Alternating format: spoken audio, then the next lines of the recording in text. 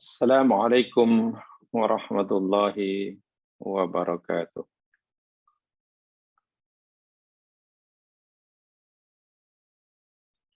Innal hamdalillah nahmaduhu wa nasta'inuh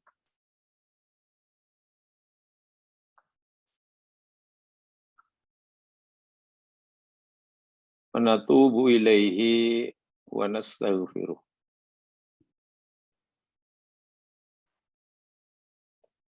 Na'udzu billahi min syururi anfusina wa min sayyiati a'malina.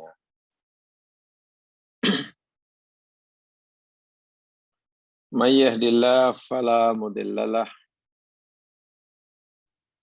wa may yudlil fala hadiyalah.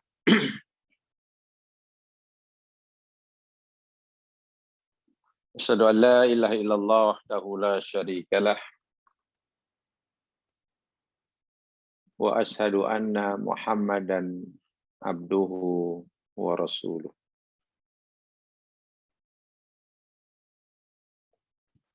Allahumma salli ala Muhammad wa ala ali Muhammad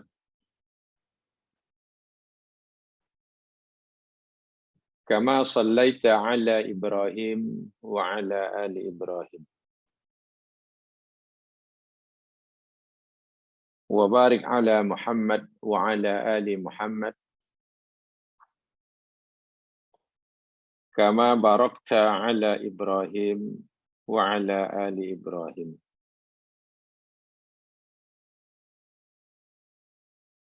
Fil alamin innaka Hamidum Majid.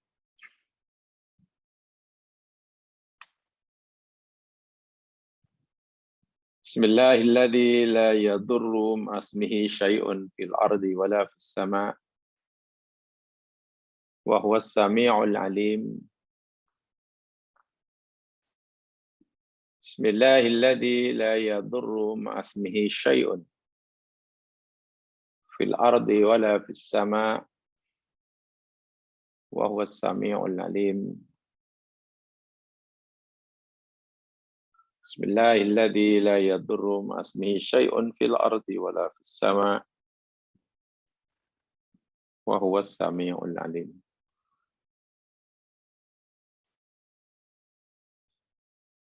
Allahumma bika asbahna wa bika amsayna wa bika nahya wa bika namut.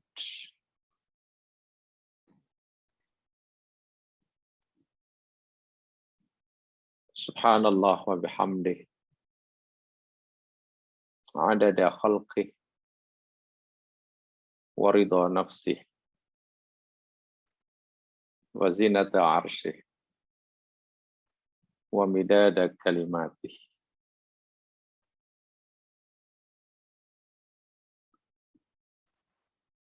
Akhi wa akhti fillah, para pendengar yang dirahmati Allah sekalian.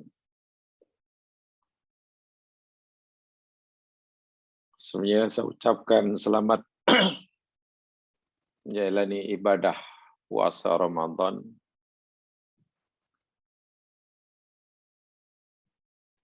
Didoakan mudah-mudahan semua amal yang kita lakukan sepanjang Ramadan ini insyaallah hingga penghujungnya diterima oleh Allah Subhanahu wa taala. Agar supaya akhirnya menjadi asbab kita layak mendapatkan rahmat-Nya, yang dengan mendapatkan rahmat Allah melayakkan seseorang memasuki surganya. Juga tidak kalah pentingnya memohon agar Allah Subhanahu wa taala mengampunkan segala kesalahan dan dosa kita, membersihkan hati kita, daripada noda-noda kesalahan,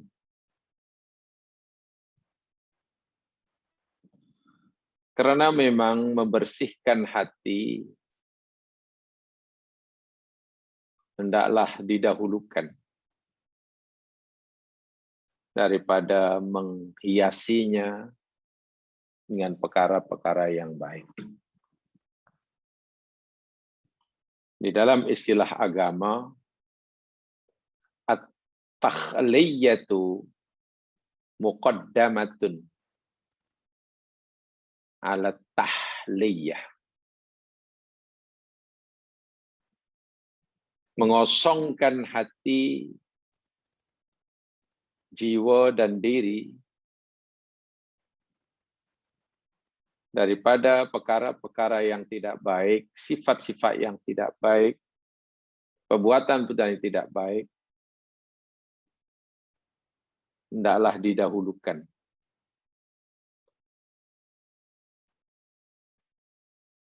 Atas mendahulukan atau menghiasinya dengan perkara-perkara yang baik.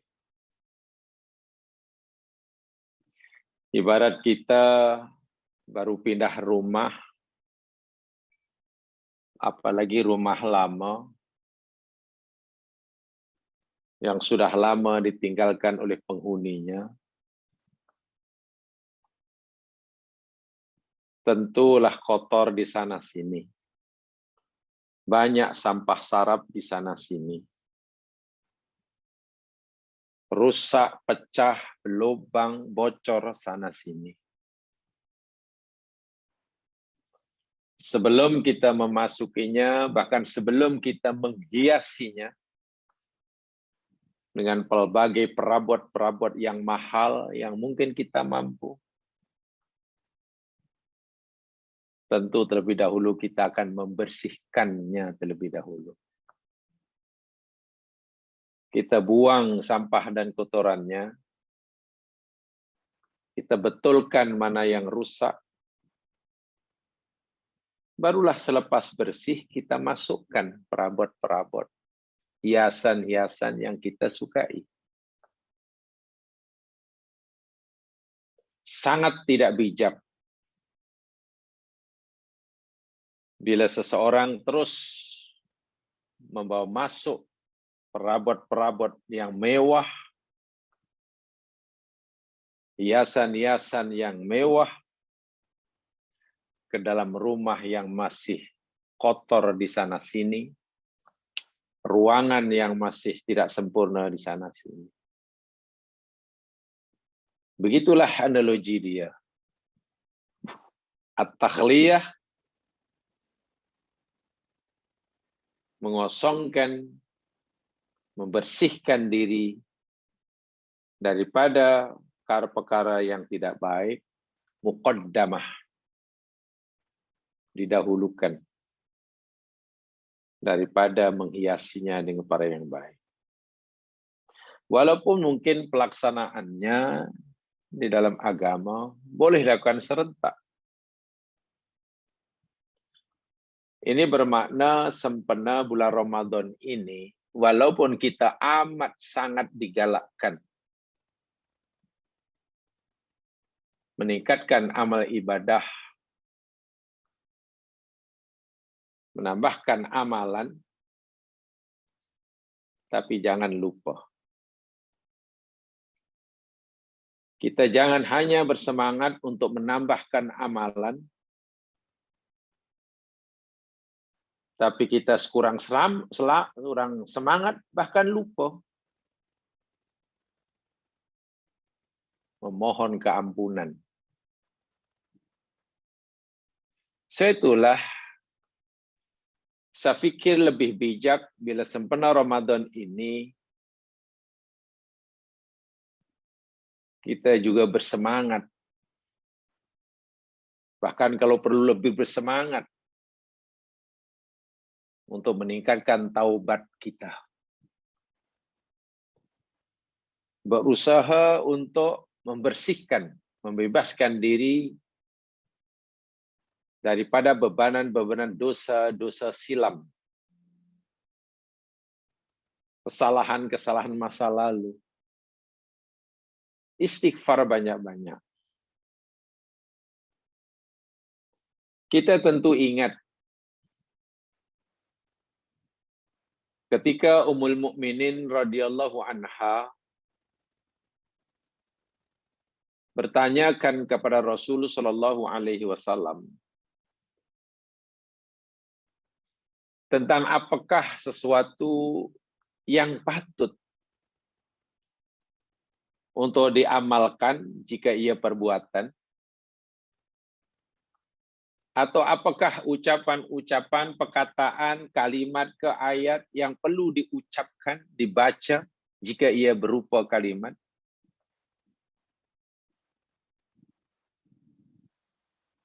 Sempena bulan Ramadan, lebih-lebih lagi jika seseorang itu merasakan bahwa ia berada di dalam malam yang mempunyai nilai 1000, lebih baik dari 1000 bulan, dipanggil Lailatul Qadar. Pertanyaan Ummul Mukminin ini memang luar biasa. Ia ingin tahu amalan apa yang paling utama,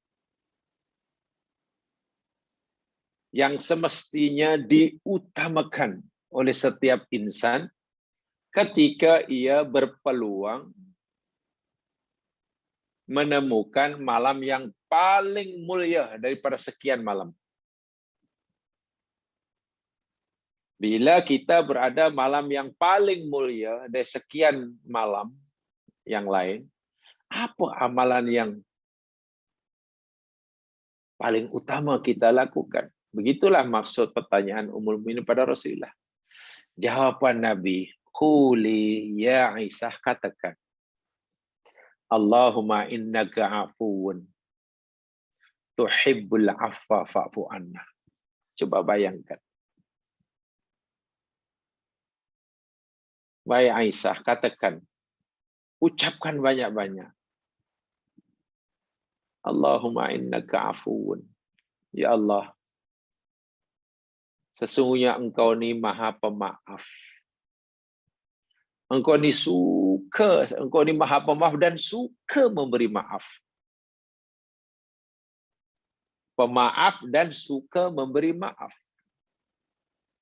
Fa'fu anni, maafkanlah dosaku. Hapuskan ya Allah kesalahanku.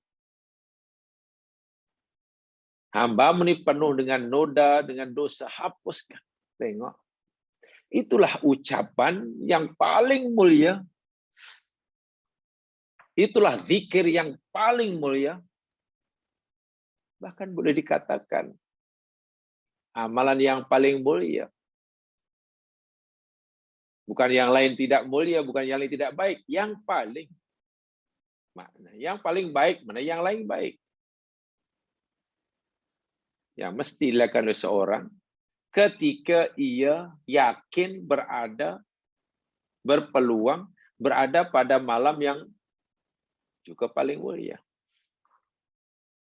Kenapa Nabi tidak kata, oh bila kamu merasakan Lailatul Qadar, banyakkan solat. Tak, Nabi tak kata begitu. Bukan solat tidak baik.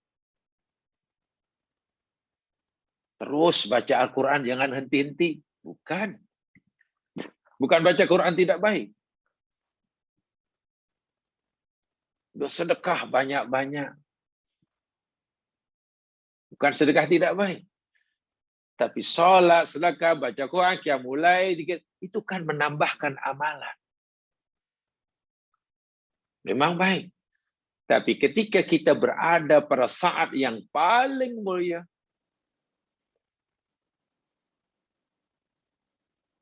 yang segala permohonan akan dikabulkan oleh Allah, Nabi malah mengajar kita, mintalah ampun. Mintalah maaf. Ini namanya at-takhliyah atau at-takhalli. Takhliyah. Lepaskan segala bebanan. Kosongkan hati daripada sifat-sifat yang tidak baik. Bebaskan diri daripada kesalahan-kesalahan silam. Itu yang dilakukan. Jangan dalam semangat kita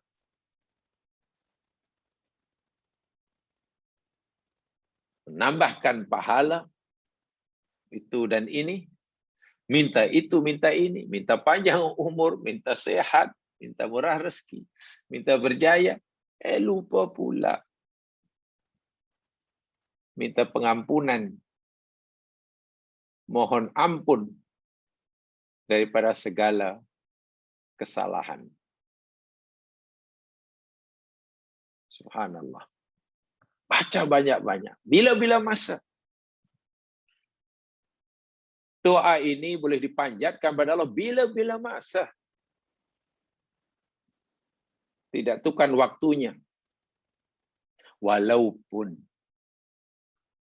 jika kita berdoa pada waktu yang mustajabah, tentu lebih baik.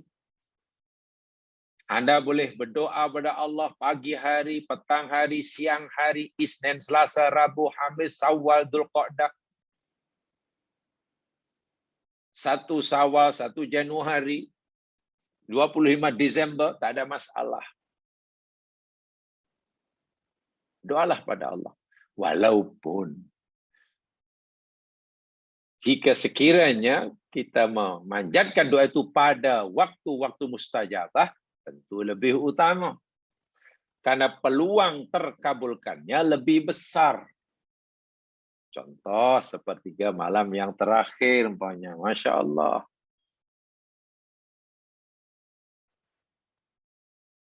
Ketika khatib sedang duduk, Masya Allah.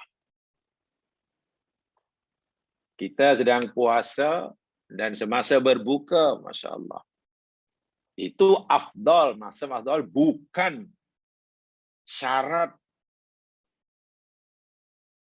berkaitan waktu yang mesti dipenuhi. Maknanya kalau kita baca doa selain pada waktu-waktu tadi, tidak sah, tidak. Doa ini tidak dikenal masa. Tidak kenal tempat. Bahkan masuk tandas pun, tempat yang dianggap kotor pun ada doanya. Walaupun doanya tidak tertentu ya. Ya tentulah di bilik air takkan masuk tandas doanya. Allahumma barik lana fima razaqtana. Tidak sesuai. Jadi saya berpesan diri saya sendiri. Mari kita bersungguh-sungguh untuk bertakhliyah. Ketika mana kita juga bersungguh-sungguh untuk bertahliyah. Mari kita bersemangat untuk bertakhalli. Ketika mana kita juga bersemangat bertahalli. Kaidah ini sebenarnya ada dalam Al-Quran dan itu jamaah boleh kaji sendiri itu. Kenapa tahliyah? Banyak ayat-ayat boleh difahami. Takhalli adalah didahulukan atas tahalli. Takhliyah adalah didahulukan atas tahliyah. Ya, bahasa mudah analogi itulah. Bersihkan rumahmu dahulu.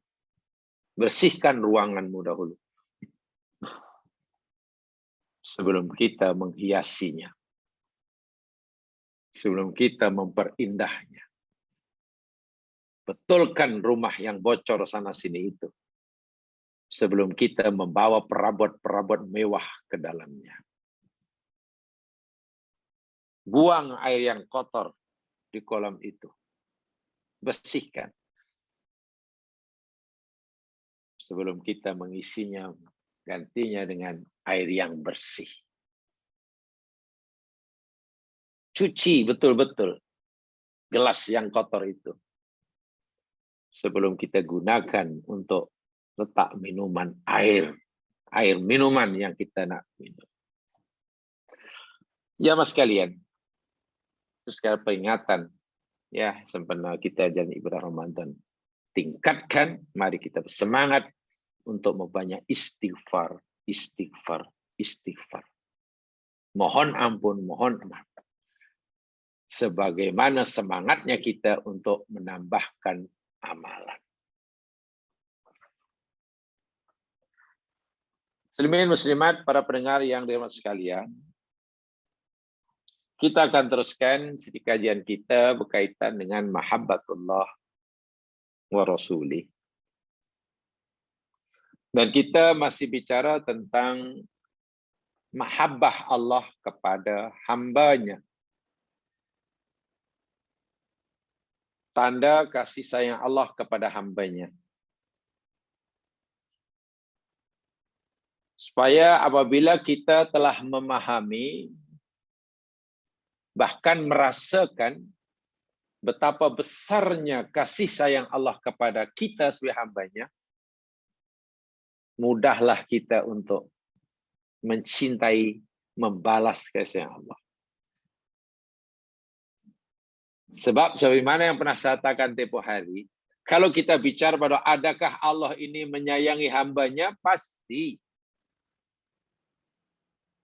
Adakah Allah sebagai Rabbul Alam ini mencintai makhluk ciptaannya? Pasti. Bukan itu soalnya. Yang patut kita pertanyakan, adakah kita menyayangi Allah? Itu. Ada kita menyayangi Allah. Sebab bila kasih sayang Allah kepada kita sangat besar, sementara kita tidak menyayanginya, dosanya makin berat. Saya beri satu contoh. Seperti analogi yang mudah. Bila A sangat-sangat menyayangi B, memenuhi segala keperluan B, kemudian B ini juga patuh pada arahan A, sayang kepada A, tak penderhaka pada A, ya kita fahamlah, patutlah B ini sangat hormat pada A, sangat sayang. Apa yang A suruh dia buat, so A orangnya sangat baik pada B. Itu biasa. Itu pandangan biasa. Atau mungkin kita balik. Bila B ini tidak baik pada A, suka melawan, suka membantah, tak hormat. Lalu orang tanya, kenapa B itu jahat sangat pada A? Wahai dia anak angkat dia. Ya patutlah, sebab A sebagai bapa angkatnya pun jahatnya, Masya Allah, dilantarkan itu B. Dianiayanya. Akal kita mungkin menganggap itu patut. Jadi B sebagai anak angkat jahat kepada bapa angkatnya, karena bapa angkatnya pun jahat juga. Yang ketiga, jika A sebagai bapa angkat sangat menyayangi B sebagai anak angkatnya, lalu B ini jahat kepadanya. Jahat kepadanya. Maka nilai kejahatannya akan meningkat. Jangankan jahat yang besar, jahat yang berat, jahat yang kecil pun akan menjadi besar nilainya. Jahat yang sedikit pun akan menjadi banyak nilainya. Kenapa? Karena kejahatannya dilakukan terhadap orang yang sangat baik kepadanya. Paham ya? Suatu amalan, amalan jahatnya mas kalian, suatu kejahatan. Nilai kejahatan itu boleh berbeza-beza. Boleh sedikit, boleh banyak, boleh rendah, boleh tinggi, boleh ringan, boleh berat. Bergantung kepada siapa kejahatan itu ditujukan. Kalaulah kita katalah disuruh oleh saudara kita, abang atau adik, suruh buat apalah. Katalah, "Dek, tolong Dek, tolong ambilkan air itu Dek." Apalah, saya benar, tak apalah. Akak ambil sendiri je lah. Abang ambil sendiri lah. Kita pun mungkin, manalah. Adik suruh kakak tak mau. Ya, kira tak baik jugalah. Kira tak baik. Tapi jika yang suruh ambilkan air itu orang tua kita yang sedang uzur, kita sebagai anaknya, dan kita tak mau, kita jawab sebagaimana jawapan kita pada abang kita tadi. Apalah mak ambil sendiri lah. Bukan jauh sangat. Walaupun tak boleh apa namanya berjalan, merangkak je lah mak. Cuba. Wahal perbuatan kita sama-sama kita tak mau mengambilkan air. Tadi kita tak nak mengambilkan air buat abang yang menyuruh. Sekarang kita tak mau mengambilkan air buat mak yang menyuruh. Tengok. Perbuatannya sama, tapi nilai kejahatannya berbeza. Kenapa nilai kejahatannya berbeza? Kejahatan apa dengan kita mengambilkan air pada mak lebih besar? Ya, karena kejahatan kita tujukan pada orang tua kita. Yang makomnya tidak sama dengan abang kita. Sekarang, bagaimana jika kita melakukan keburukan, tidak patuh, tidak taat, tidak dengar cakap kepada Allah Subhanahu wa taala yang maha baik kepada kita. Yang maha baik kepada kita. Nah, itu soalnya. Allah tuh maha baik kepada kita. Maha sayang kepada kita. Jadi bila kita melakukan perbuatan yang tidak baik, sekecil apapun, sebenarnya sangat besar kejahatan itu, karena kejahatan yang kita lakukan itu kepada Allah yang maha baik. Yang maha baik. Sebab itu ada satu istilah yang pernah saya selalu sampaikan ni, sebab saya suka ayat ini. Maksud saya kali ucapan ini saya suka sekali. La saghirah idza qabalaka adlu, wala kabirah idza qabalaka fadlu. Tidak ada dosa kecil itu. Tidak ada dosa yang dinamakan dosa kecil di hadapan Allah. Jika Allah memperlakukan kamu, menghadapi kamu dengan sifat adilnya. Bagaimana kita anggap ia dosa kecil? Sedangkan jika Allah nanti mengadili kita dengan sifat adilnya, sekecil apapun dosa itu akan dibalas dengan siksa. Dan siksa di akhirat itu tidak sama dengan siksa di dunia.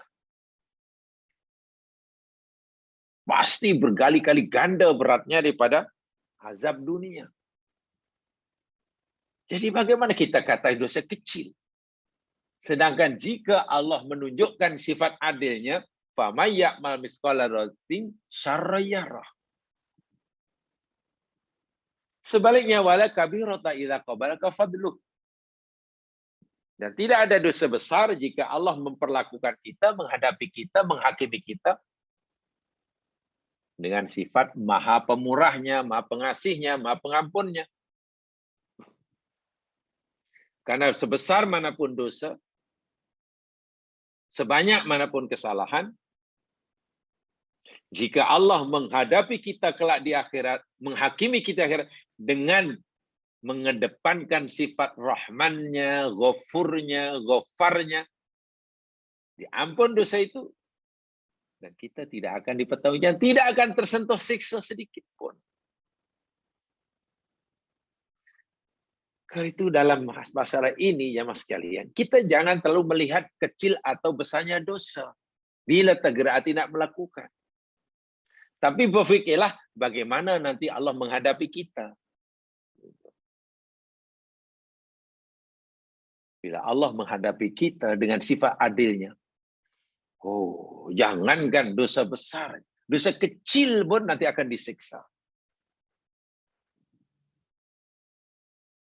Maka bila orang tergerak hati nak melakukan kesalahan, dia fikir 1000 kali ganda. Kesalahan ini mesti besar dalam pandangan Allah. Pertama, aku melakukan kesalahan ini kepada zat yang maha pengasih, yang maha penyayang, Maha mencintai.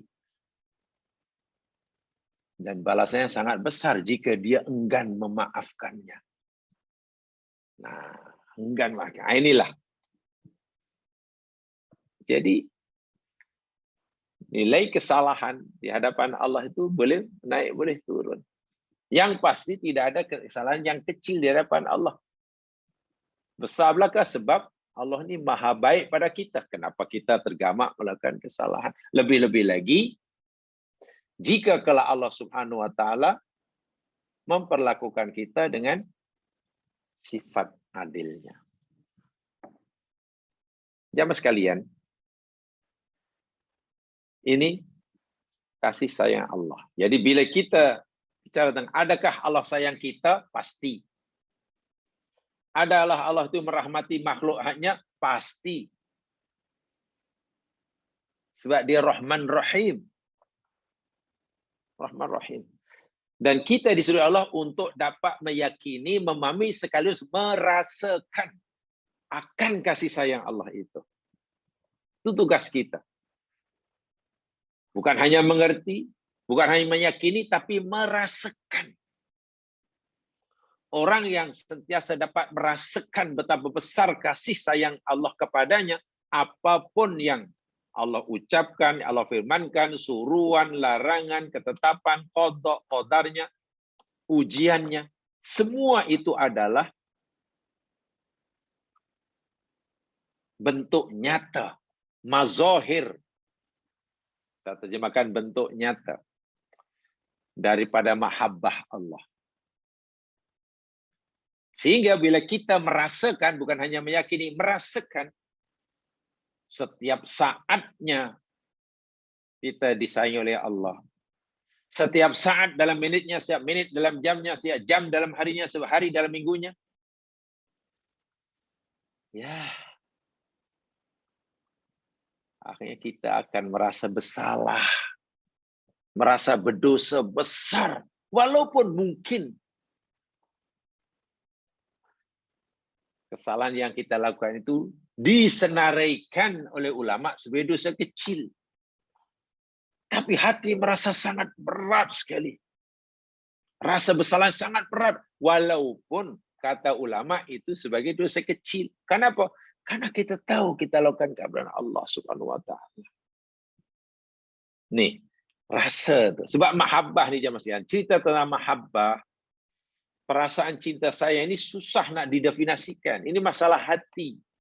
Ibnu Qayyim bersendiri pun pernah menyatakan, tidak ada batasan yang had yang tertentu tentang mahabbah. Susah ditakrifkan.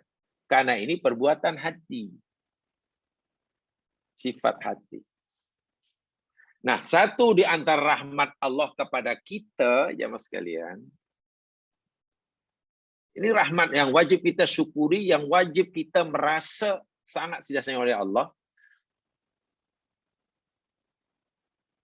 Surah Al-Baqarah 185 yang tempoh hari saya bacakan pemulanya tapi belum sempat menjelaskannya secara detail. Al-Baqarah 185 itu rangkaian ayat-ayat puasa. Dalam surah Al-Baqarah ayat 185 muka surat 11 ada keratan ayat yang berbunyi yuridullahu bikumul yusra wala yuridu bikumul usra. Allah menghendaki kesenangan, kemudahan kamu, dan Allah tidak menghendaki kesusahan. Agama itu mudah. Ini yang disebut sebagai manhajut taisir. Manhajut taisir atau at-taisiru manhajun Qur'aniyun seperti saya katakan. Dan ini banyak sekali ayat Quran yang menunjukkan bahwa agama Islam yang Allah turunkan ini mengikuti manhaj taisir, mudah.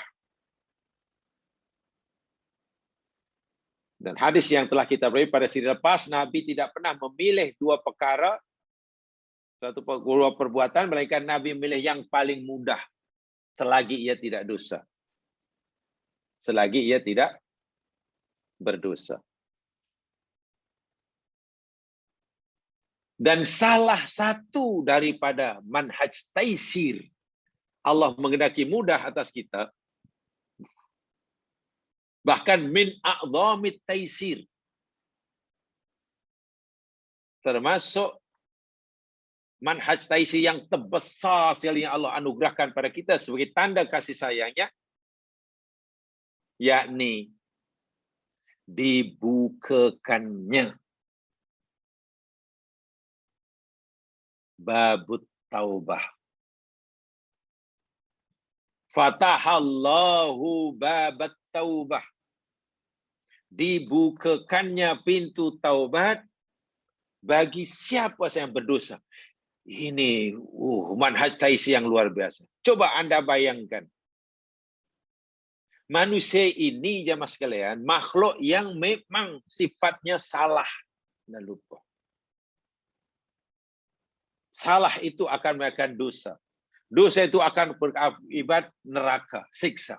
Bayangkan jika sifat kita salah, lalu kita tidak diberi peluang sama sekali untuk mendapat pengampunan.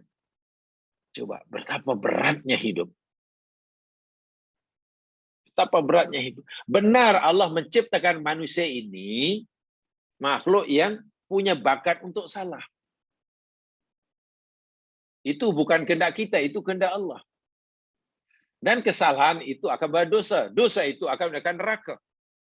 Tapi Allah sangat sayang. Seakan-akan, wahai hambaku, aku ciptakan kamu ini makhluk yang pandai buat salah. Dan salah itu membawa dosa, dan dosa itu membawa neraka. Tapi jangan khawatir. Aku sangat merahmati kamu. Walaupun kamu sering buat salah, aku beri peluang pada kamu untuk bertaubat. Aku bersedia mengampunkan kesalahanmu. Itu luar biasa tuh ya mas sekalian. Selagi malam yugharghir.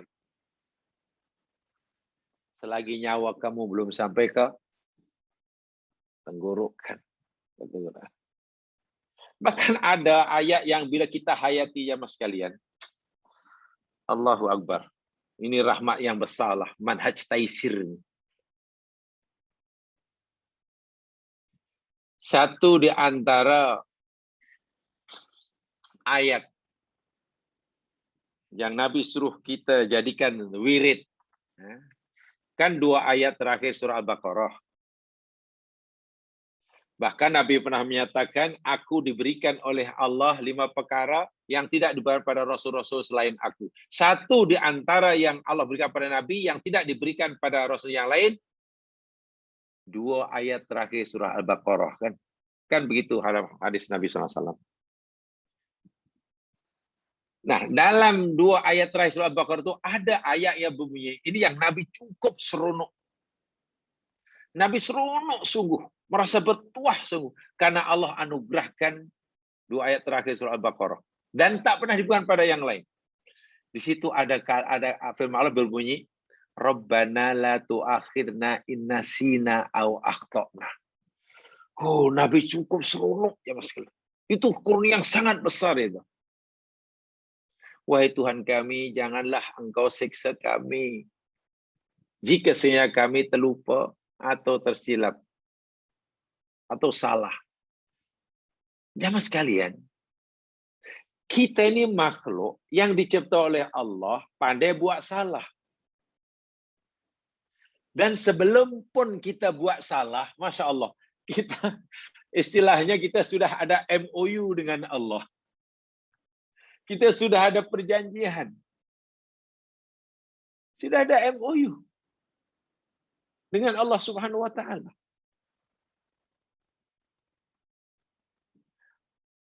Memorandum of understanding lah. Apa tuh MOU yang kita tanda dengan Allah? Allah kata, wahai hambaku, kamu ini makhluk yang memang pandai buat salah. Tapi sekarang kamu belum salah lah. Suatu saat pasti kamu salah. Pasti kamu buat salah, pasti kamu berdosa. Karena kamu adalah makhluk yang memang pandai buat salah. Tetapi sebelum pun kamu buat salah, masa depan pasti kamu buat salah. Mari kita buat perjanjian. Kita tanda tangani ini, memorandum ini. Memorandum kesepahaman inilah. Allah yang mengajak kita ni, jemaah sekalian. Bukan kita yang minta, Allah yang ajak. Nih, ibaratnya ini untuk memudahkan pemahaman. Ini ada perjanjian antara aku dan kamu. Tolong kamu terima. Apa ya Allah? Pertanyaan ini. Wahai Tuhan kami, janganlah Engkau siksa kami jika nanti kami buat salah. Allahu Akbar. Inna sina au akhtana. Ini tuh jamaah sekalian, kan huruf untuk masa depan. Ya. In itu kan jika. Nah, apabila menunjukkan mustaqbal. In tuh. Jadi apa yang disebut selepas in itu sesuatu yang akan berlaku dan belum berlaku. Masa depan. Tapi kenapa gunakan fi'il madi? In nasina fi'il madi, akhtana fi'il madi. Ya, itu merupakan kepastian bahwa pasti manusia itu buat salah, pasti manusia itu terlupa. Sekarang mungkin kita tak sedang buat salah, mungkin. Tapi nanti, besok, bulan depan, tahun depan, oh, tidak terkira kesalahan kita. Dan kita yakin itu. Tapi Masya Allah, sebelum kita melakukan kesalahan, Allah dah beritahu kita, tolong. Nih, tanda tangan ini, perjanjian, apa namanya ini, persemahaman ini. Kan Allah yang ajar kita. Ya Allah, janganlah ya Allah, Engkau siksa kami ya. Jika kami ternyata nanti betul-betul lah besok ke kami terlupa, tersilap, jangan siksa ya. Dan Allah kata, ya, aku tak akan siksa. Coba jamaah sekalian. Tak semurah apa Allah Subhanahu wa taala. Ini namanya taisir. Sangat mudah. Jamaah katakanlah diterima bekerja dalam satu syarikat. Dan diberikan tugasan jawatan yang tidak ringan. Dan bos yang melantik kita tahulah kelemahan kita. Kita pun tahu kekurangan diri kita. Pasti dalam perjalanan karier kita akan melakukan kesalahan. Tugas kita mungkin ada yang tidak sempurna kita laksanakan. Ya, mungkin.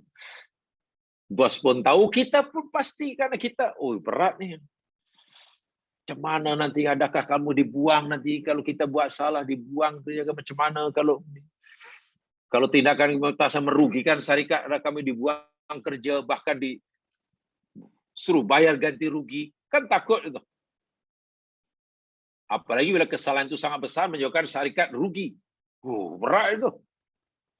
Tapi bos ini sangat sayang pada kita. Dia kata, awak jangan khawatir. Saya yakin awak memang mungkin tidak punya kemampuan yang cukup untuk memikul bebanan tugas ini. Saya tahu, pasti kamu buat salah suatu hari. Pasti. Dan memanglah kesalahan itu berat, yang mungkin akan menyebabkan syarikat rugi. Kalaulah layak dihukum, hukumannya berat. Buang kerja dan suruh ganti rugi. Tapi jangan khawatir, Mari kita duduk dulu. Kita bubuh tanda tangan. Ini MOU ini kita tanda tangan. Apa isinya, bos? Isinya coba baca. Bos, jika nanti kami buat salah, janganlah engkau marah. Maafkan kesalahan kami. Janganlah kamu buang kami, Tuhan buang kerja. Jangan suruh ganti rugi. Dan draft MOU itu bos kita yang buat. Kita pula yang disuruh ini. Bukan kita minta. Saya ingat, ini bos ini kenapa baik sangat lah. Baik sangat.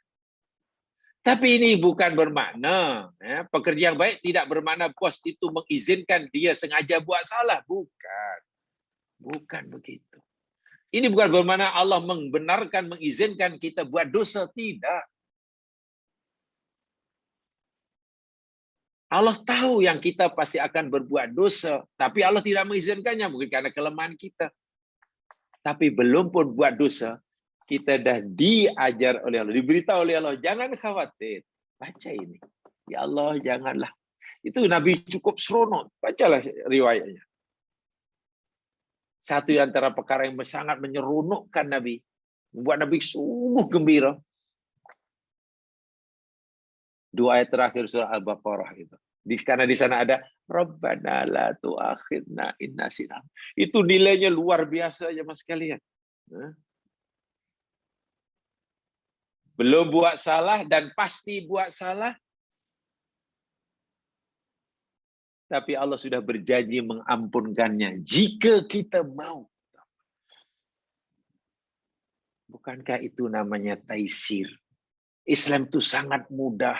Islam itu penuh dengan rahmah. Ya, terpulang pada kita memanfaatkannya ataupun sebaliknya. Jadi ini, terbuka pintu taubat. Seterusnya, saya ingin berikan contoh-contoh khas untuk yuridullahu bikumul yusra wala yuridu bikumul usra. Allah suka mudah, Allah tak suka susah.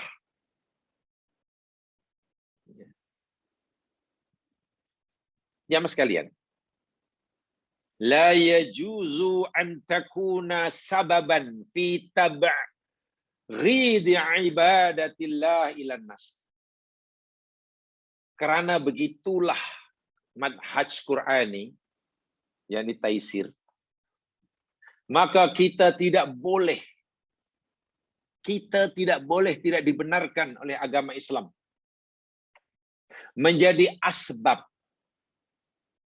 ya, menjadi asbab bagi orang lain benci beribadah kepada Allah, tak suka beribadah pada Allah, merasa berat beribadah pada Allah. Dilarang.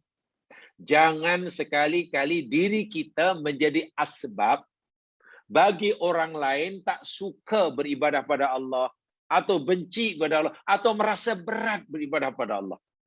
Bila sudah merasa berat beribadah pada Allah, lama-lama nanti malas benci lah, ya apalah ini. Dan puncanya bukan karena dia itu pemalas, berpunca daripada kita. Oh, itu berat sekali, dilarang. Nabi marah sungguh. Bila tindakan kita, ucapan kita, apa sajalah, menyebabkan orang lain menjauhkan daripada ibadah, malas beribadah, tak seronok beribadah, puncanya kita. Dilarang. Sepatutnya kita menyenangkan, bukan menyusahkan. Dalam hadis Bukhari Muslim, contoh yang nyata. Saya ringkaskan, hadisnya agak panjang. Tapi saya sampaikan maksudnya saja. Lihat Bukhari Muslim dari Jabir bin Abdullah. Suatu hari, saya sampaikan poinnya ya. Mu'az bin Jabal. Mu'az bin Jabal ini kekasih Rasulullah. Nabi sangat menyayangi Mu'az bin Jabal. Ia adalah duta pertama Nabi yang dipertahankan untuk menyebarkan agama Islam ke negeri Yaman. Karena sayangnya Nabi kepada Mu'az, pernah Nabi megang dua tangan Mu'az, lalu Nabi bersabda, "Ya Mu'az, in wallahi inilah uhibbuk."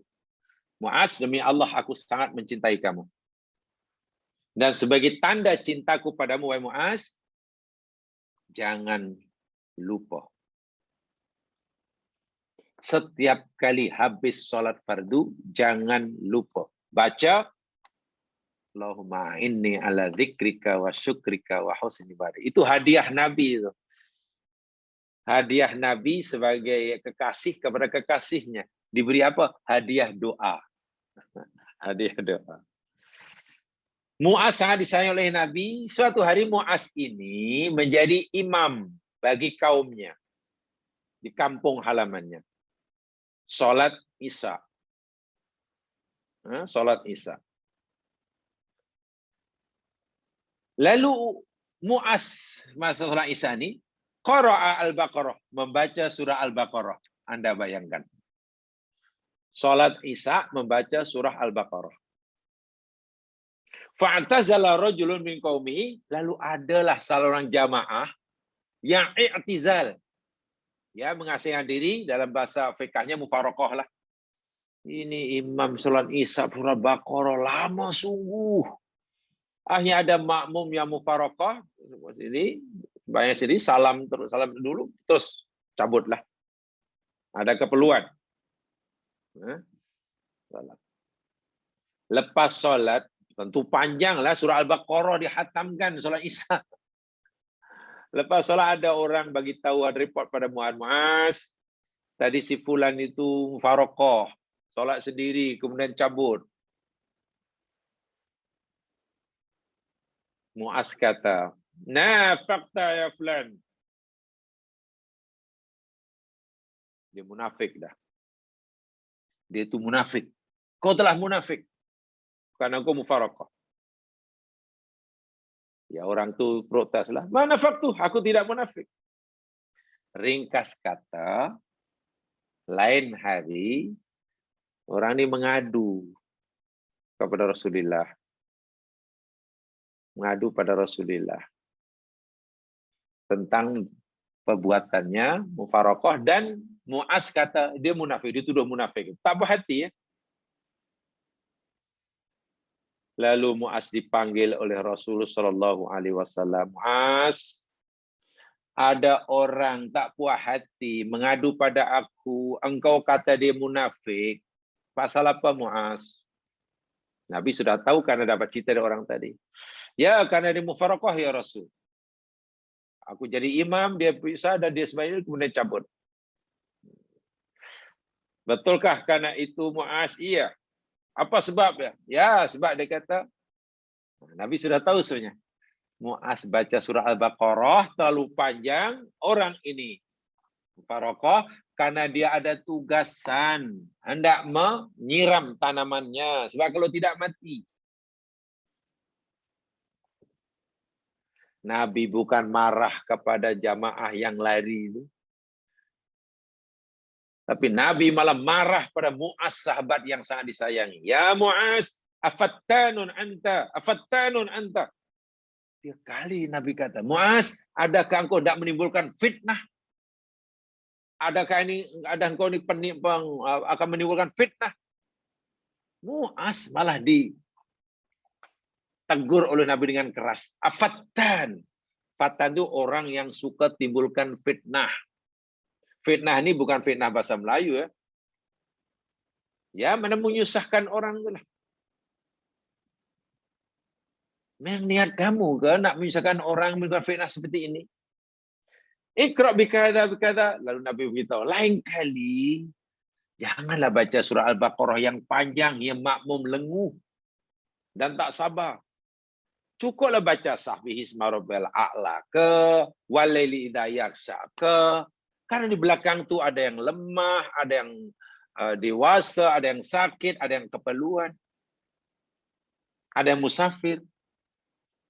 Tengok. Jika sebagai seorang-seorang sila mau khatam Al-Quran pun tak apa. Tapi ini jadi imam, kena memperhatikan makmum. Jika imam solat sok sendiri dengan bacaan sangat panjang, sehingga makmumnya tak tahan, lawan lari, yang salah bukan makmumnya, imamnya. Ini yang dimasukkan tadi. Jangan kita menjadi asbab. Menjadi sebab orang lain malas beribadah. Tak suka beribadah. Kan sholat berjamaah itu sesuatu yang sangat dituntut. Tapi tiba-tiba ada orang tak suka berjamaah pasal apa? Imam itu tahu lah. Kalau yang gini, tak tahan saya. Lama sangat. Kita jadi asbab. Nah, kita sudah menyalahi manhaj ini, taisir ini. Salah, imamnya yang salah, bukan makmumnya. Hari Jumat, khotib panjang, baca khutbah bukan main panjang. Dahlah khutbah hari Jumat itu zuhur katalah dah masuk lambat, 1:30 baru masuk zuhur.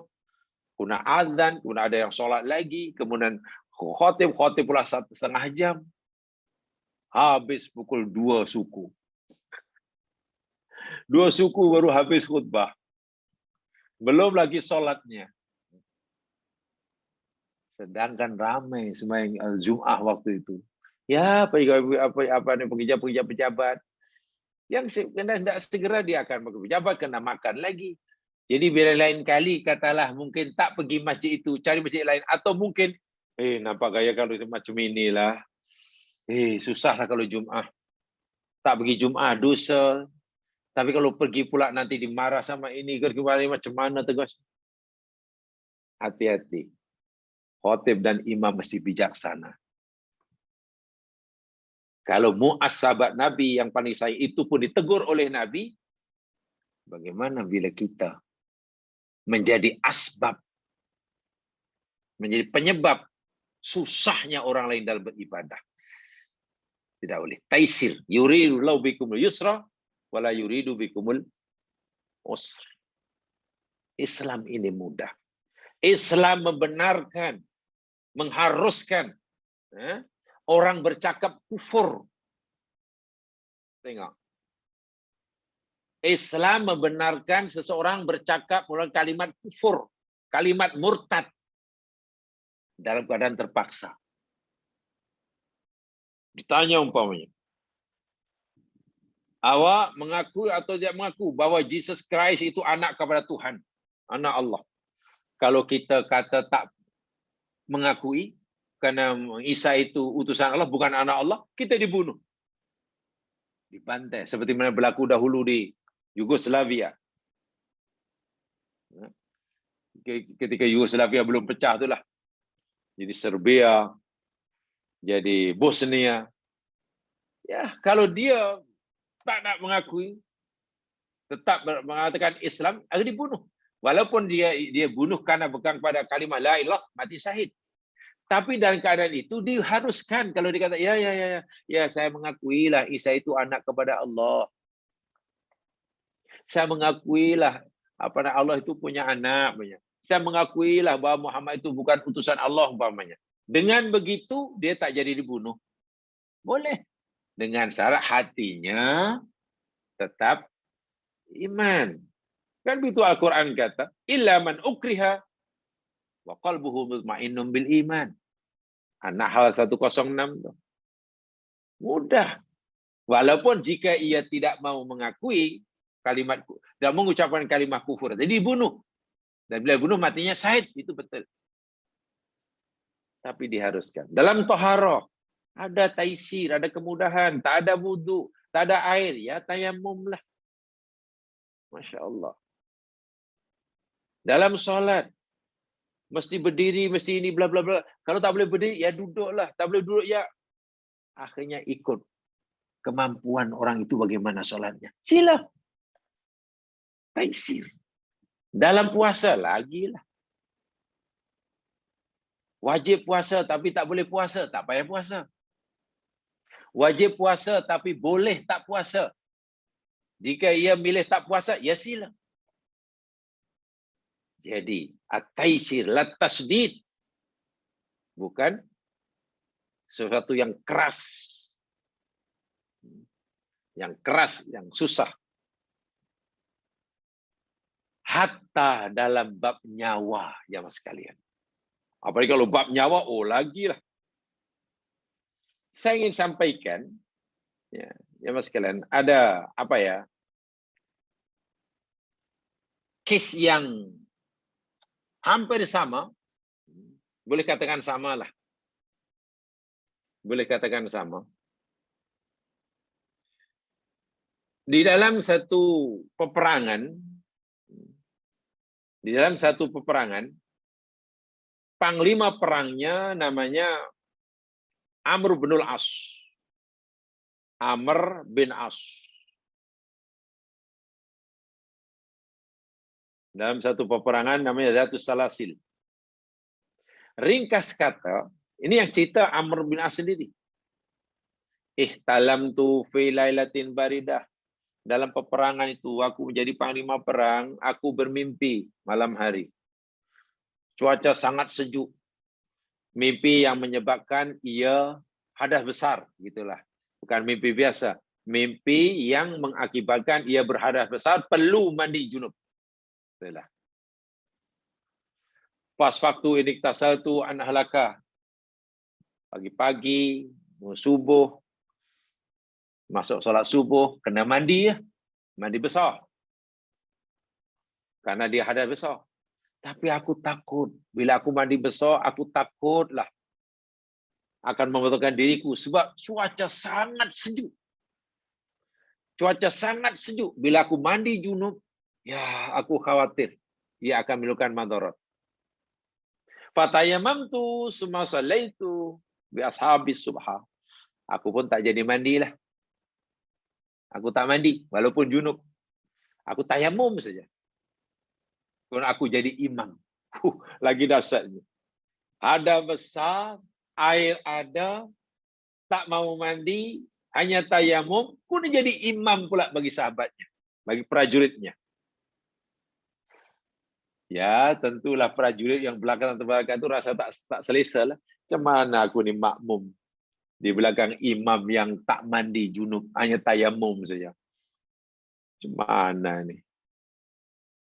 Rasa tak selesa, tapi aku boleh kena ikutlah. Sesampainya di Madinah, dah balik, sahabat-sahabat report. Tentera report pada mereka.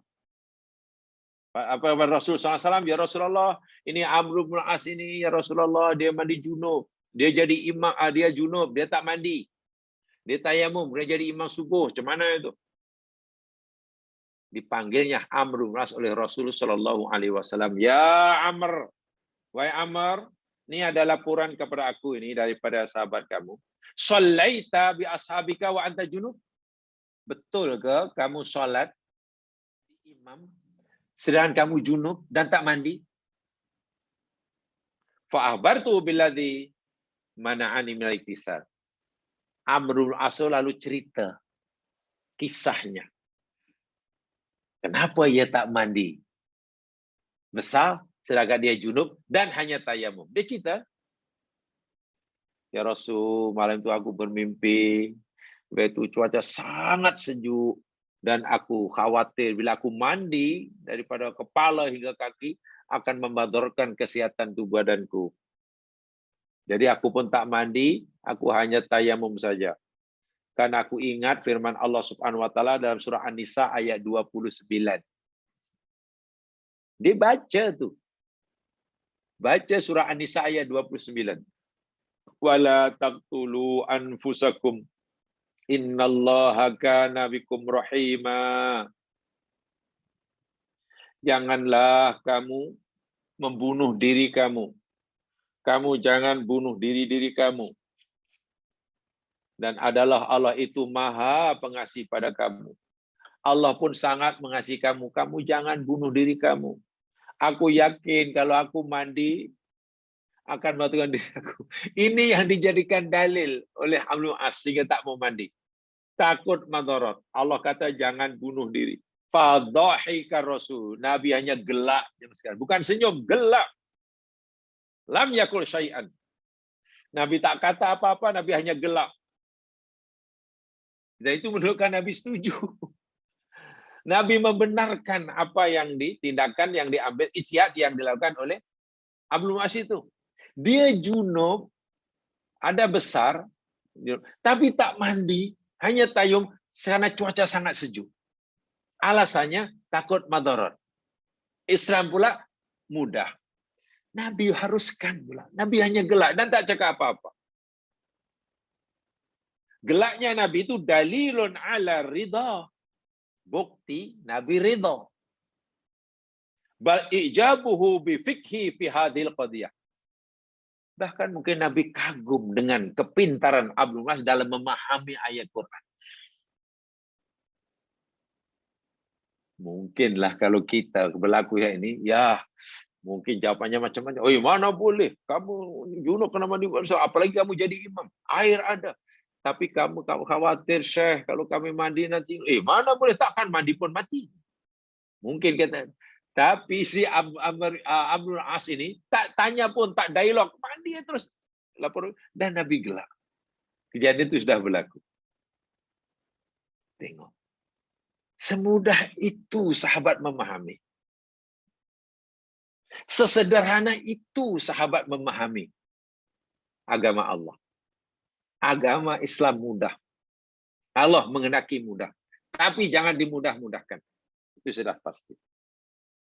Berbeza dengan kes lain jamaah sekalian. Hadis yang diriwayatkan oleh Abu Daud. Tadi pun juga diriwayatkan oleh Abu Daud. Daripada Jabir bin Abdullah. Beliau berkata, pada suatu hari kita dalam peperangan, fasaba rajulan minna hajarun. Ada salah seorang daripada tentera kita ini tertimpa batu. Fasajjau fi ra'sihi, menimpa batu itu ke kepalanya, lalu kepalanya luka. Luka karena hentakan batu itu. Tsumma ihtalama fasalama asabu. Ceritanya hampir sama lah. Lelaki yang kepalanya tercedera kena batu lubang besar itu mimpi. Mimpi yang menyebabkan hadas besar. Nah, sama kan kisahnya dengan Amr bin As tadi. Dia mimpi yang maka dia wajib mandi besar. Pagi hari, fasal ashabahu, tanya pada sahabat-sahabat yang lain. Hal tajiduna li rukhsatan fit tayammum? Kawan-kawan, saya nak tanya kamu semualah. Adakah kamu semua mendapati ada kemudahan rukhsah bagi diriku untuk tayamum saja? Tak perlu mandi besar, walaupun aku hadas besar, tapi boleh tak aku tayamum saja? Sebab kepala aku ni terluka, kena batu. Ada luka, tak tahulah dalam ke apa. Subhanallah. Sahabat-sahabat yang lain menjawabnya dengan tegas. Ma najidu laka rukhsah wa anta taqdiru 'alal ma'. Kami tidak mendapati rukhsah. Awak menurut kami tak layak dapat rukhsah. Tak boleh hanya tayamum. Air ada. Taqdiru 'alal ma', dan kamu mampu untuk menggunakan air. Maka kamu mesti mandi. Orang seperti kamu ini belum layak dapat rukhsah. Mesti mandi dengan air. Mandi besar. Fakta salah. Maka orang ini pun mandilah, kerana semua sahabat fatwanya macam tu. Fatwa dia macam tu. Mandi dia. Lepas mandi, ya, tak lama kemudian meninggal. Famata. Orang ni mati. Ya, memang ajal lah. Tak tahulah, mungkin pasal luka dalam itu ada kotor masuk ke apa. Tapi yang pasti selepas mandi, mati. Falamma qadimna 'alal Nabi sallallahu alaihi wasallam, kata Jabir bin Abdullah, selepas kami balik dari peperangan, musafir sampai Madinah, lalu kami laporkan pada Rasulullah SAW peristiwa ini. Apa reaksi Nabi? Apa respon Nabi? Allahu Akbar. Qataluhu. Qatalahumullah. Hei, mereka telah membunuhnya. Mudah-mudahan Allah akan membinasakan mereka. Masya Allah. Sahabat yang memberi fatwa bahwa kamu tidak boleh tayamum, kamu mesti mandi, walaupun kepala tadi berluka. Nabi kata, mereka telah membunuhnya itu. Mereka telah membunuhnya. Allah akan membinasakan mereka. Ala sa'alu illam ya'lamu. Kenapa mereka tak tanya terlebih dahulu? Mereka sebelum berfatwa, memberi jawapan, itu hendaklah bincang, bertanya kepada yang tahu. Fa innama shifa'ul 'ayyi su'al. Karena sesungguhnya penawar kejahilan itu bertanya. Innama kana yakfi, sebetulnya memadailah bagi kawan yang terluka kepalanya dalam tu, walaupun dia hadas besar, memadai dia ayyatayammama, cukup bertayamum.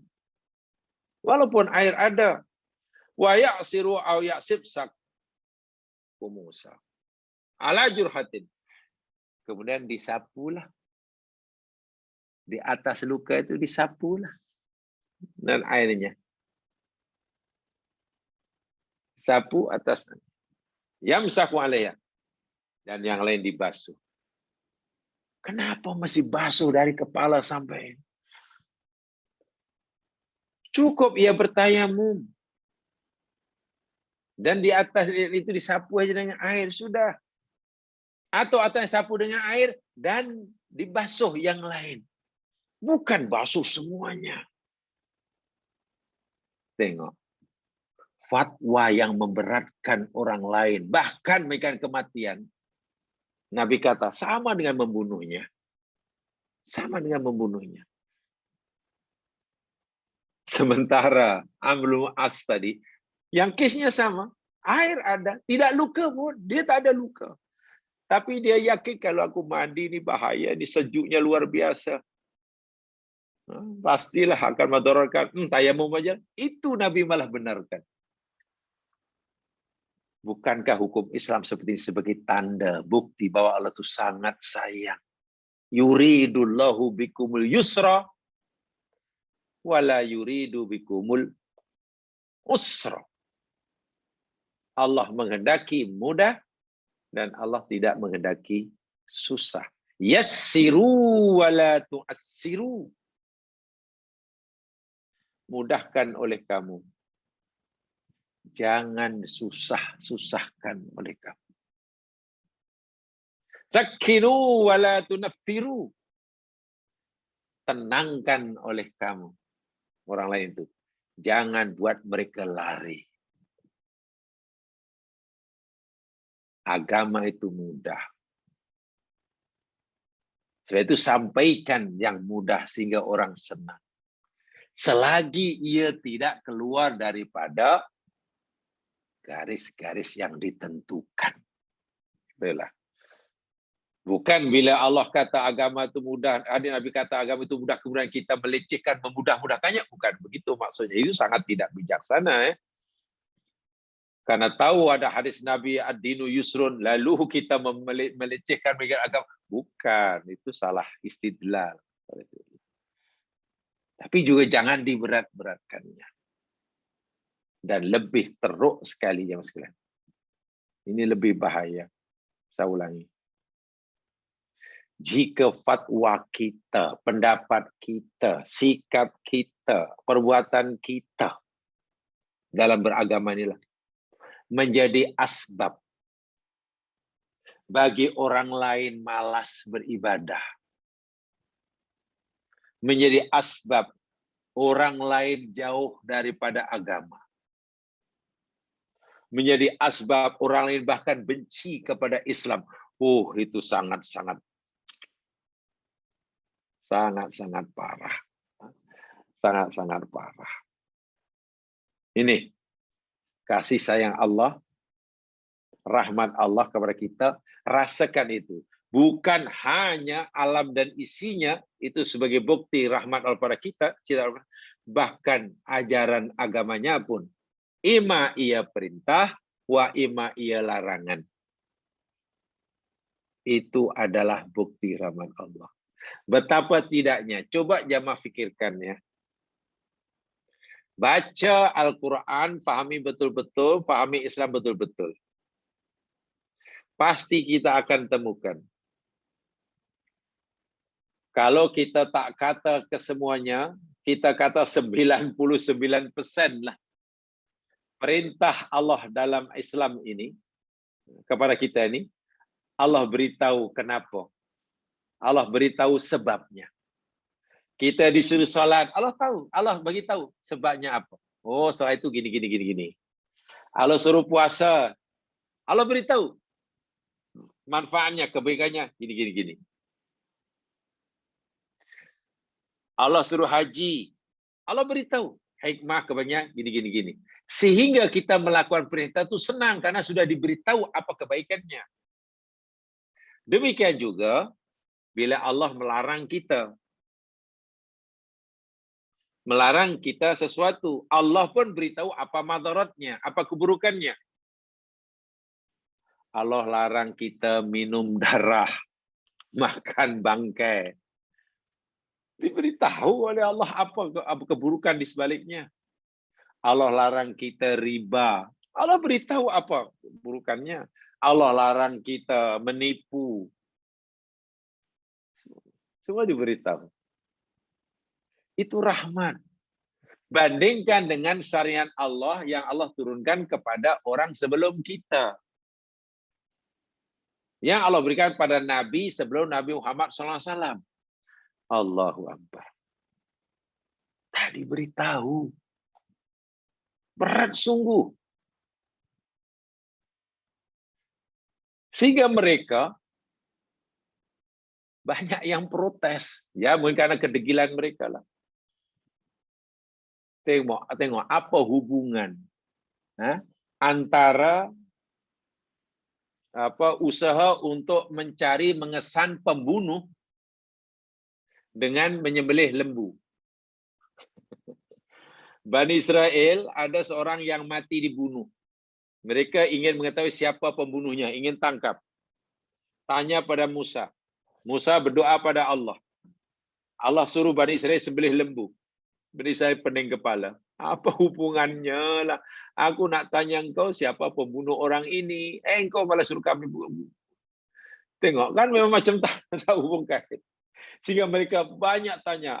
Buku yang macam mana, yang gitu, bla bla bla. Susah. Mereka dilarang carikan pada hari Sabtu. Apa bezanya hari Sabtu dan Ahad lah? Tengok, akal mereka bingung. Apa madaratnya? Sabtu, Ahad kan serupa juga.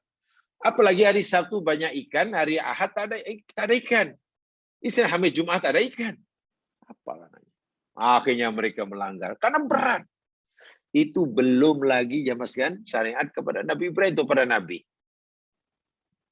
Nabi Ibrahim disuruh meninggalkan istri dan anak di tempat yang jauh daripada kediamannya. Dan akhirnya Ibrahim diperintah oleh untuk sembelih putranya sendiri. Coba kan, perintah itu sangat berat jamaah sekalian. Sebab itulah Nabi diberikan tafsir yang luar biasa daripada Allah. 2 ayat terakhir surah Al-Baqarah itu. Di situ ada Rabbana la tuhammilna ma la taqata lana bih. Ya Allah, janganlah Engkau beri beban pada kami yang kami tak mampu menanggungnya. Rabbana la tahmil alaina isran kama hamaltu ala ladina qablina. Ya Allah, janganlah Engkau beri bebanan pada kami ya Allah. Bebanan sebagaimana bebanan yang Engkau telah bebankan pada generasi orang-orang kaum sebelum kami.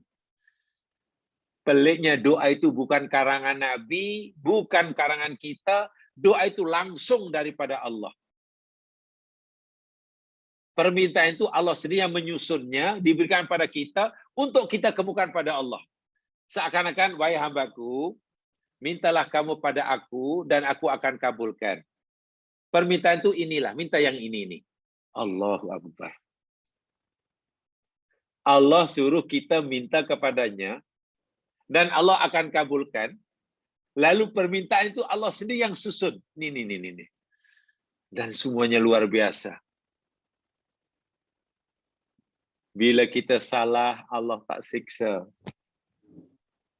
Bila terlupa, Allah tak siksa. Allah sendiri yang suruh minta gitu.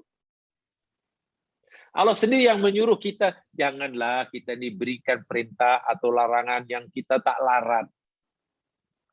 Sebagaimana orang dahulu. Allah sendiri yang suruh minta begitu dan Allah kabulkan. La yukallifullahu nafsan illa wus'aha. Allah sendiri yang kata. Itu yang saya kata tadi. Nabi sangat seronok. Seronok sungguh. Coba baca kisahnya tentang turunnya itu. Sebab ya sangat berkesan, sangat-sangat yang besar. Ini namanya at-taisir. Yuridullahu bikumul yusra wa la yuridu bikumul usra. Jemaah sekalian,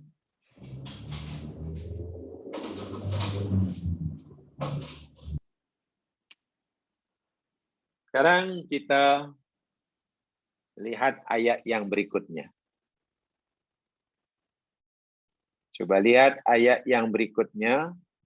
Muka surat yang ke-11, ayat yang paling bawah. Yang tidak ada bukunya, lihat surah Ali Imran ayat 153. 59. Sorry. Ali Imran 159.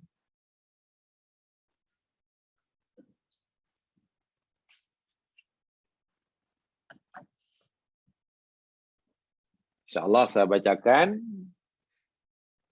dan saya jelaskan ya mukadimah saja insyaallah. A'udzu billahi minasy syaithanir rajim. Fabima rahmatin minallahi linta lahum walau kunta fazzan ghalizal qalbi lanfaddu min hawlik fa'fu anhum wastaghfir lahum wasyawirhum fil amr fa idza 'azamta fatawakkal 'ala Allah innallaha yuhibbul mutawakkilin. Fabima rahmatin minallah, maka dengan sebab rahmat daripada Allah, linta engkau mampu berlemah lembut wahai Muhammad lahum bagi mereka sahabatmu. Dengan sebab rahmat Allah jualah Nabi punya sifat layyin, tidak syiddah kepada umatnya. Khasnya sahabatnya yang hidup sezaman dengannya, mereka dapat merasakan secara langsung. Walau kunta fazzan, dan jikalau engkau fazzan, khas itu maknanya orang yang kasar dalam bermuasyarah, sama dari segi ucapan atau perbuatan atau tindakan. Al-jafwah fil muasyarah, kasar. Ya, keras ke, kasar ke. Ghalizal qalbi, atau yang kedua, ghalizal qalbi. Ghaliz itu maknanya qillatur rahmah. Sedikit sekali kasih sayangnya. Atau gimana ya? Ghalis itu kalau buku zaman sekalian tebal. Kata buku ghalis, Al-Kitabul Ghalis, buku yang tebal. Ghalis untuk najis berat, kan ada najis mughalazah. Nah, najis mughalazah najis yang berat. Kalau buku itu ghalis, buku yang berat, tebal. Karena kalau hati yang ghalis, takkan hati yang tebal. Hati yang qalilur rahmah atau tidak rahmah. Hati yang langsung tidak tersentuh sama sekali. Kita tengok penderitaan orang, sikit pun tak tersentuh. Tengok kesusahan orang, sikit pun tak rasa terpanggil. Itu ghalis. Ghalizul qalbi. Tak ada rasa simpati, tak ada empati sama sekali. Tak tersentuh lah. Lan faddu min haulik. Niscaya mereka akan menjauh, memisahkan dirinya daripada sekeliling engkau. Fa'fu anhum, maka maafkan olehmu wahai Muhammad kan mereka. Kesalahan mereka maafkan saja. Adapun kesalahan mereka kepada aku, kata Allah, wastaghfir lahum. Pohonkan keampunan buat mereka. Syawirhum fil amr. Bermusyawarahlah engkau dengan mereka dalam semua urusan. fa idza azamta, dan apabila engkau telah berazam, telah memutuskan satu perkara dan engkau yakin akan keputusan tersebut, azam tu, fatawakkal Allah, sudah, tawakallah kepada Allah. Innallaha, sesungguhnya Allah itu yuhibbu, suka al-mutawakkilin, orang-orang yang bertawakal. Jamaah sekalian, ayat ini cerita tentang rahmat Allah yang Allah limpahkan kepada Nabi Muhammad SAW, yang dengan sebab rahmat Allah itu Nabi, pembawaannya pemimpin umat, sebagai rasul, sebagai panglima perang, sebagai ketua rumah tangga, sebagai ketua kaum, pembawanya yakni layyin, dan sifat lemah lembut, penuh dengan kasih sayang, bebas daripada sifat fazun, sifat gholizul qalbi. Si Nabi ini orang yang sangat-sangat pengasih, berkat kasih sayang Allah, limpahan rahmat Allah kepadanya. Tempoh hari saya pernah nyatakan, orang yang sangat dekat dengan Allah itu ialah orang yang dapat berakhlak dengan sifat-sifat Allah. Semakin banyak sifat-sifat Allah yang ia serap dalam dirinya sebagai akhlak, itu sebagai bukti bahwa orang itu sangat hampir dengan Tuhannya. Allah punya sifat Rahman, Rahim. Itu sifat Allah. Akhlak Nabi, ya mas sekalian, mencontohi sifat Allah inilah penuh kasih, penuh sayang. Bahkan nama Allah, sifat Allah itu Allah bagi pada Rasulullah. Akhir surah At-Taubah kan Nabi ini diberi sifat oleh Allah dengan sifatnya. Ra'ufur Rahim. Subhanallah. Allah ini punya sifat Al-Afu. Innaka afun, afun. Pemaaf. Dan suka memberi maaf, kan begitu. Innaka afun tuhibbul afwa. Itu sifat Allah. Nabi pun akhlaknya, pembawaannya sehari-hari sebagai Rasulullah, sebagai pemimpin, sebagai orang tua, sebagai keluarga, sebagai imam, pun juga pemaaf dan suka memaafkan. Suka memaafkan. Allah itu Al-Karim, yang maha dermawan, maha memberi tanpa inginkan balasan, mengharapkan balasan. Nabi pun macam itu akhlak dia. Sehingga ulama berkesimpulan, jika orang itu ingin dekat makomnya dengan Allah, maka berusahalah ia berakhlak dengan sifat-sifat Allah. Karena semakin banyak sifat-sifat Allah yang ia serap dalam dirinya, yang ia jadikan akhlak kesehariannya, maka semakin dekatlah makom hamba itu dengan Allah. Mafhum mukhalafahnya, orang yang berusaha mendekatkan dirinya pada Allah, tapi tidak berakhlak, akhlaknya tidak mencontohi sifat Allah. Allah Rahman Rahim, dia kasar. Allah pemaaf, dia pendendam. Allah dermawan, ia peluke. Ia peluke.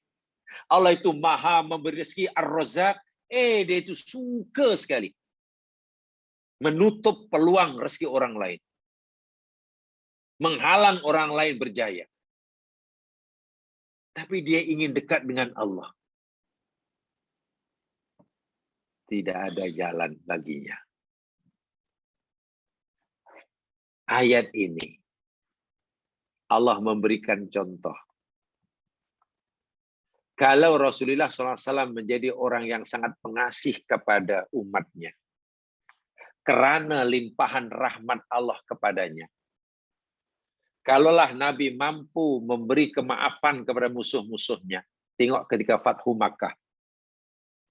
Ya, Antum tulaqa. Antum tulaqa. Kamu semua bebas, merdeka. Wah, haram. Orang Makkah itu memusuhi Nabi. Memerangi Nabi, mengusir Nabi. Nabi tak ada balas dendam sama sekali. Kalau Nabi boleh begitu karena limpahan rahmat Allah. Kasih Allah. Dah sebesar itu. Mampukah kita membayangkan sebesar apa agaknya rahmat Allah SWT pada hambanya? Sedangkan nak membayangkan kasih yang Nabi pada umatnya itu pun kita dah tak termampu. Nak menggambarkan kecantikan akhlak Nabi, ya mas sekalian, itu pun kita tak mampu. Macam mana mampu? Allah yang memberitahu kita, innaka wa innaka la'ala khuluqin azim. Allah pun mengakui akhlak Nabi mulia. Walhal kehebatan akhlak Nabi, kasih sayang Nabi, pemaaf Nabi, Nabi itu limpahan rahmat Allah kepada Nabi. Orang dapat limpah rahmat itu pun sebaik itu. Sekarang bagaimana dia yang mempunyai rahmat? Dia Allah maksudnya. Dia yang Al-Karim, dia Ar-Razzaq, dia Al-Latif, dia Al-Ghafur. Ya macam mana kita nak bayangkannya? Sangat-sangat luar biasa. Ya kita mungkin hanya kata Alhamdulillah, kita hanya kata Subhanallah, kita hanya kata Astagfirullah bila buat salah. Dan lain sebagainya. Ya sekalian, yang terpenting sebenarnya saya kata tadi, bukan hanya mengerti, bukan hanya meyakini akan rahmat Allah, tapi merasakan. Itu penting sekali. Mari kita belajar untuk merasakan rahmat Allah kepada kita. Kasih sayang Allah kepada kita. Sebab bila kita sudah merasakan disayang oleh Allah, hidup ini menjadi lapang, menjadi senang. Jauh daripada mengeluh. Apapun yang Allah takdirkan buat kita, ya kita hanya tersenyum syukur, tanda syukur. Dan jika kita terlanjur buat salah, pasti istighfar kita berkali-kali. Walaupun kesalahan itu mungkin kata fikah hanya kesalahan kecil. Tapi bagi kita sangat besar, maklum kesalahan itu kita lakukan di hadapan atau kepada Allah Rabbul Jalil. Dzul Jalali wal Ikram. Jemaah sekalian, itu saja yang saya sampaikan. Pada hari ini, insya Allah kita akan sambung penjelasan ayat ini, masih panjang. Yang benar pada Allah jua, silap kelemahan diri sendiri. Mudah-mudahan Allah ampunkan segala kesalahan kita. Kurang lebihnya mohon dimaafkan. Mari kita tutup dengan bacaan tasbih farah dan surah wal asri. Subhanakallahumma wa bihamdika. Asyhadu an la ilaha illa anta. Astaghfiruka wa atubu ilaik. A'udzu billahi minasyaitonir rajim wal 'ashr. Innal insana fi khusr illa alladziina aamanu wa 'amilus shalihaat. Wa tawashaw bil haqq wa tawashaw bis sabr. Assalamualaikum warahmatullahi wabarakatuh.